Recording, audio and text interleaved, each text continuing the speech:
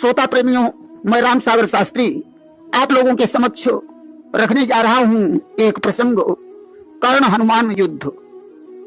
देखिए, बात उस समय की है जब कर्ण और अर्जुन का युद्ध हो रहा था। अर्जुन जब बाण मारते थे तो कर्ण का रथ 7 कदम पीछे हट जाता था, और कर्ण जब बाण मारता था तो अर्जुन का रथ 2.5 कदम पीछे हट जाता था। भगवान कृष्ण कर्ण की प्रशंसा करते हैं कि धन्य कर्ण जग जीवन तोरा, बाण घात डोलई रथ मोरा। धन्य है कर्ण, मैं तेरी वीरता पर प्रसन्न हूं जो तूने मेरे रथ को 2.5 कदम पीछे हटा दिया। अर्जुन ने कहा, प्रभु मैं कर्ण के रथ को 7 कदम पीछे हटा देता हूं, फिर भी आप कर्ण की प्रशंसा कर रहे हैं। भगवान कृष्ण ने हंसकर कहा, अर्जुन कर्ण कोई मामूली योद्धा नहीं है। बाबा भीष्म में ब्रह्मचर्य का बल था, परंतु कर्ण में दानवीरता का बल है। तुम्हें मालूम होना चाहिए कि त्रिलोकों का भार लेकर मैं तुम्हारे रथ पर बैठा हूं। बजरंगबली ध्वजा लिए हुए रथ पर विराजमान है, साथ ही साथ शेषनाग तुम्हारे रथ की धुरी संभाल रहे हैं। इतने पर भी कर्ण तुम्हारे रथ को 2.5 कदम पीछे हटा देता है। अगर ऐसी व्यवस्था नहीं होती तो शायद तुम्हारे रथ का पता भी नहीं चलता। सजनों, यह बात बिल्कुल सत्य है कि अगर अर्जुन की तरफ कृष्ण नहीं होते तो कर्ण कभी अर्जुन से परास्त नहीं होता। कि श्याम का जो सहारा न होता, कर्ण अर्जुन से हारा न होता। इतना ही नहीं, कर्ण ने जब विराटपुर में जाकर गायों को घेरा था, उनके खुरों में कीड़े उत्पन्न कर दिए। उस समय मिथुनी नाम की गाय जिससे चला नहीं जा रहा था, उसने कर्ण को श्राप दे दिया कि यही से अचल कीन तनु मोरा, भारत मां अटकई रथ तोरा।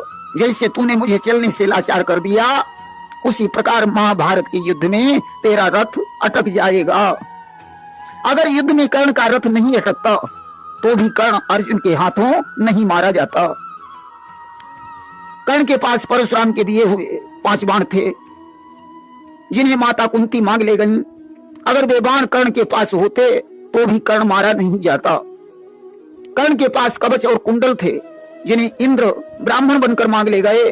अगर कवच और कुंडल कर्ण के पास बने रहते तो भी कर्ण मारा नहीं जाता। कर्ण के पास ब्रह्मा की दी हुई ब्रह्म शक्ति थी, जिसे मजबूर होकर भीमपुत्र घटोत्कच पर चलानी पड़ी। अगर ब्रह्म शक्ति उसके पास बनी रहती तो भी कर्ण मारा नहीं जाता।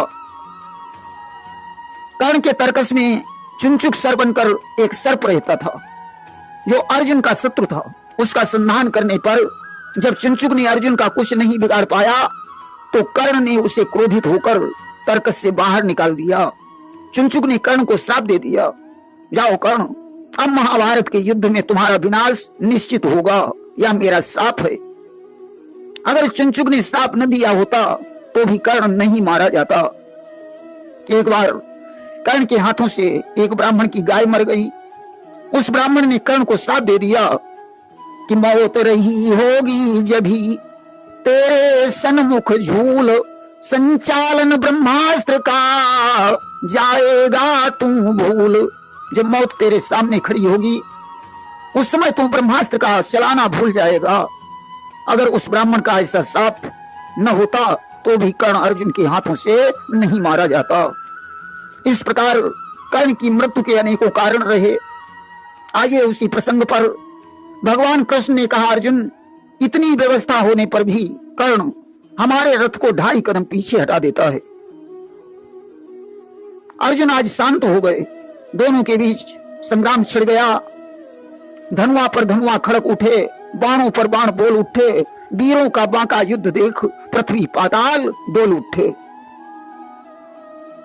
कोई अंधकार बाण छोड़ता है तो कोई प्रकाश बाण छोड़ रहा है, कोई अग्नि बाण छोड़ता है तो कोई मेघ बाण छोड़ रहा है, कोई नाग बाण छोड़ता है तो कोई गरुण बाण छोड़ रहा है।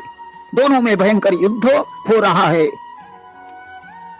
कि पार्थ कर्ण का चल रहा था भीषण संग्राम। महावीर कर रहे थे महावीर का काम, बजरंगबली को कर्ण पर बड़ा क्रोध आ रहा था। वे भी अपनी वीरता का प्रदर्शन कर रहे थे कि क्रोधातुर हो कर बजरंगी, रिपुसेना को देखते जभी, रण छोड़ पलायन हो जाते, मच जाता हाहाकार तभी। क्रोधावेश में ज्यों ही बजरंगबली कर्ण की सेना की तरफ देखते, सेना भाग खड़ी होती थी। अब तो कर्ण ने अपनी सेना का ऐसा हाल देखा, उसने बाणों की बौछार कर डाली, जिनमें से कुछ बाण भगवान कृष्ण के शरीर में लगे कि जब वो कर्ण वीर के बाणों से घायल वे यदु के नाथ हुए, कटकर गिर गया कवच उनका, तब क्रोधातुर कपिनाथ हुए। जिस समय कर्ण के बाणों से भगवान कृष्ण घायल हो गए और उनका कवच कट गया, अब भला बजरंगबली जैसा भक्त कहां शांत रह सकता था कि आ गया जोश तन कांप उठा, कर में निज गदा उठाई है, हो गए खड़े रथ के ऊपर, भीषण गर्जना लगाई है।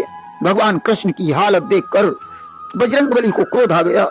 उन्होंने अपने शरीर को विशाल कर दिया, हाथ में गदा उठाई और भीषण ललकार लगाई कि सावधान कर्ण, अब मैं तुझे जिंदा नहीं छोड़ूंगा।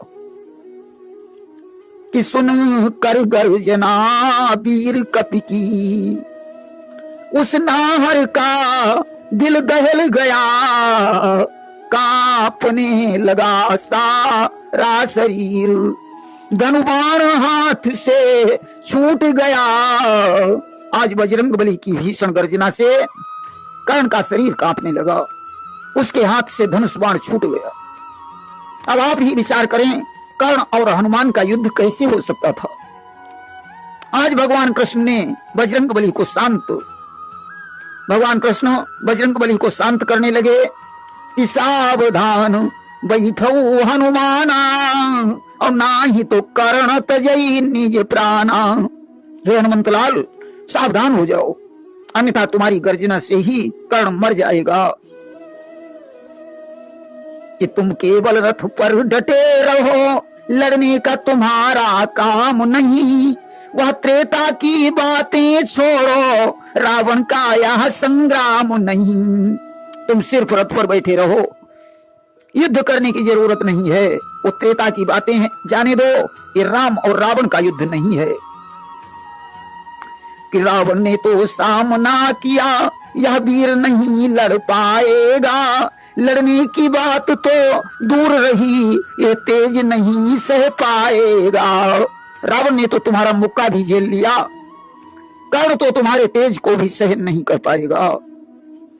कि यही सोच बोले भगवाना, कि सावधान बैठो हनुमाना, सावधान बैठो हनुमाना, अब ना ही तो कर्ण तजई निज प्राणा। यही सोचकर भगवान ने हनुमान को शांत कर दिया और बोले कि बजरंगी इतना ध्यान रहे, रण स्थल नहीं स्वार्थ का है, इसका यों मरना ठीक नहीं, यह मुख्य शिकार पार्थ का है। हे हनुमान, ये धर्म का युद्ध है। आपको इतना मालूम होना चाहिए कि कर्ण ही अर्जुन का मुख्य शिकार है, इसलिए नादानी मत करो। कि ऐसी नादानी करने से कुछ भी न हाथ में आएगा, यदि कर्ण वीर मर गया कहीं, अर्जुन भी प्राण गमाएगा। अगर तुम्हारी नादानी से कर्ण मर गया तो अर्जुन का प्राण अधूरा रह जाएगा। अर्जुन चिता बनाकर अपने शरीर को आग में जला देगा। कि इन वचनों को जब सुना शांत हुए हनुमान, इधर युद्ध करने लगे वे दोनों बलवान। ऐसे शब्दों को सुनकर हनुमान जी शांत हो गए। अर्जुन और कर्ण का युद्ध होने लगा। अचानक उसके पहिए जमीन में धंस गए। कर्ण रथ से उतरकर पहिया उठाने लगा। अगर वह चाहता ब्रह्मास्त्र चलाकर अर्जुन को मार डालता, परंतु शापवश वह ब्रह्मास्त्र चलाना भूल गया। उसी समय कृष्ण ने अर्जुन को संकेत किया, मौका है, कर्ण के बाण मारो। अर्जुन ने कहा, प्रभु मैं निहत्थे पर वार कैसे कर सकता हूं? कृष्ण ने कहा, अर्जुन भीम को जहर दिया गया, उसमें कर्ण की चाल थी। लाक्षागृह में जब आग लगाई गई तो उसमें भी कर्ण की चाल थी। द्रौपदी का जब चीर खींचा गया उसमें भी कर्ण की चाल थी। और इतना ही नहीं, अभिमन्यु का जब वध हुआ तो उसमें भी कर्ण की चाल थी। कि भीम को जहर, लाख का महल, दूत का खेल बन पहुंचाना, अर्जुन सारे षड्यंत्रों में था इसका ही ताना बाना। इसलिए मैं कहता हूं, मारो इसके बाण। आज अर्जुन ने बाण का संधान कर दिया। कर्ण आहत होकर गिर पड़ा। कृष्ण की आंखों में आंसू आ गए। अर्जुन ने कहा, प्रभु आपकी आंखों में आंसू क्यों आए? भगवान ने कहा, अर्जुन मुझे आज इस बात का दुख हो रहा है कि आज से एक दानवीर इस दुनिया से विदा हो रहा है। कर्ण आहत अवस्था में पड़ा है, फिर भी दान दे सकता है। अर्जुन ने कहा, प्रभु मुझे इस बात पर विश्वास नहीं होता कि जब तक परीक्षा हो न सके तब तक सत्य नहीं मानूंगा। आंखों से जब भी देख लूंगा उस समय सत्यता जानूंगा। आज अर्जुन का संदेह मिटाने के लिए भगवान कृष्ण ब्राह्मण बनकर कर्ण के पास पहुंचे कि कृष्ण लेने परीक्षा कुरुक्षेत्र में, कर्णदानी का दिल आज माने चले, विप्र का वेश सुंदर बनाए हुए, सत्यधारी की महिमा बढ़ाने चले। कृष्ण ने कर्ण से जाकर कहा, हे दानवीर मुझे कुछ दान दो। कर्ण ने कहा, प्रभु अगर आज मैं महल में होता तो सोने चांदी का दान करता। इस समय तो मैं आहत अवस्था में पड़ा हूं, क्या दान दे सकता हूं? भगवान ने कहा, तो क्या मैं विमुख होकर चला जाऊं? कर्ण को ध्यान आया, मेरे मुख में एक सोने का दांत है, लाओ उसी का दान कर देता हूं। उसने कृष्ण से कहा, दुजिबर उस सामने एक पत्थर पड़ा है, उसे उठाकर मुझे दे दो, मैं आपको सोने का दान दूंगा। कि सोने का दान दूंगा दुजराज मरते मरते, मेरे हाथ ना थकेंगे कभी दान करते करते। भगवान ने कहा, अगर तुम दानी हो तो पत्थर को स्वयं उठा लो। कर्ण ने घिसट कर पत्थर उठाया, दांत तोड़कर भगवान की तरफ बढ़ाया। कृष्ण ने इनकार कर दिया कि झूठा है दान दानी, इसको मैं ले लूं कैसे, देना है धोखे दे दो, नहीं लौट जाऊं वैसे। भगवान ने कहा, मैं झूठा दान नहीं ले सकता हूं, अगर देना है तो धोकर दो। कर्ण ने कहा, ऐसा करो, वो मेरा धनुष बाण उठा दो, मैं आपको धोकर दान दूंगा। भगवान ने कहा, स्वयं उठा लो। आज हुआ क्या कि झपट कर्ण ने अपना धनुआ उठाया, अतुल बल से उसने सर को चढ़ाया और बोला कि अगर मुझ में पानी तो हर तौर पानी, अगर मुझ में पानी तो हर तौर पानी, कुरुक्षेत्र मैदान की है कहानी। कर्ण ने झपट कर अपना धनुष और बाण उठाया, ज्यों बाण पृथ्वी में मारा स्वच्छ गंगा की धारा निकल पड़ी। कर्ण ने उस जल से दांत को धोकर कृष्ण की तरफ बढ़ाया। अब तो भगवान ने अपना असली स्वरूप प्रकट कर दिया। बोले, धन्य है कर्ण, तेरे जैसा दानी न कोई हुआ है और न होगा, मुझसे कोई वरदान मांग लो। कर्ण ने कहा, प्रभु मरने के बाद हमारी चिता उस जगह जलाना जहां कोई कभी जला न हो। ऐसा कहकर कर्ण ने अपने प्राणों को छोड़ दिया। भगवान ने कर्ण की चिता अपनी हथेली पर जलाई। प्रेम से बोलिए वृंदावन बिहारी लाल की जय।